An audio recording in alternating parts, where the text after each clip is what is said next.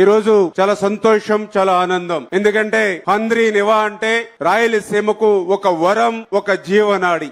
అటువంటి జీవనాడి అయినటువంటి హంద్రీ నివాకు ఆ రోజు అన్న నందమూరి తారక రామారావు గారి దగ్గర నుండి మరి నారా చంద్రబాబు నాయుడు గారు మరి సవర్ణ హస్తాలతో భూమి పూజ దగ్గర నుండి మరి ఈ రోజు 3850 క్యూసిక్ల సామర్థ్యం కలిగినటువంటి పంపుల ద్వారా మరి ఈవేళ హంద్రీ నివాకు నీరు అందించడం అని అంటే ఈవేళ రాయలసీమ మీద చంద్రబాబు నాయుడు గారికి ఉన్నటువంటి చిత్తశుద్ధికి ఇది ఒక నిదర్శనం. ఎందుకు ఈ మాట చెప్తూ ఉన్నానంటే ఆ రోజు 2019 సమయానికి 3850 క్యూసిక్ల సామర్థ్యం కలిగినటువంటి మోటార్లు ఆల్రెడీ బిగించబడి ఉన్నాయి హంద్రీ నివా మీద.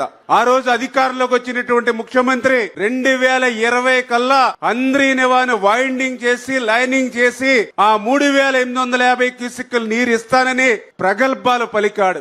ఒక సంవత్సరం కాదు కదా, 5 సంవత్సరాలు 2019 నుంచి 2024 వరకు 5 సంవత్సరాల్లో హంద్రీ నివా మీద ఒక తట్ట మట్టి తీయలేదు, హంద్రీ నివా మీద ఒక్క రూపాయి ఖర్చు పెట్టలేదు, హంద్రీ నివా మీద ఒక్క అరబస్తా సిమెంట్ పని చేయలేదు. పనులు చేయకపోయాడు. ఇంకా ఎంత అన్యాయం అని అంటే ఆ రోజుల్లో ఏదైతే ఆ యొక్క మోటార్లకు అయినటువంటి కరెంటు బిల్లులు కూడా బకాయి పెట్టినటువంటి వ్యక్తి ఆ రోజు ఉన్నటువంటి ముఖ్యమంత్రి. అంటే నాకు తెలుసుండి నేను పరిశీలించిన దాని మీదట ఈ యొక్క రాయలసీమకు ఏ ముఖ్యమంత్రి చేయనటువంటి ద్రోహం దగ జగన్మోహన్ రెడ్డి చేశాడనే దానికి హంద్రీ నివా యొక్క ఉదాహరణ అని చెప్పి సందర్భంగా తెలియజేసుకుంటూ 5 సంవత్సరాల్లో ఆయన చేయనటువంటి పనిని 5 సంవత్సరాల్లో మరి ఆ 3850 క్యూసిక్లకి సామర్థ్యం అవసరమైనటువంటి వైండింగ్ ఆయన చేయనటువంటి పనిని ఒక్క సంవత్సరంలో చేసి చూపించినటువంటి వ్యక్తి నారా